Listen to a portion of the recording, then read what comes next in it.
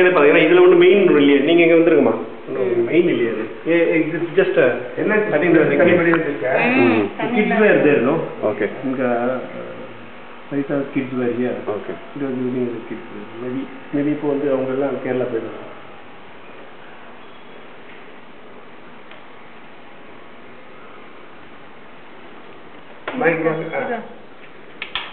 இதான் master bedroom ராசி.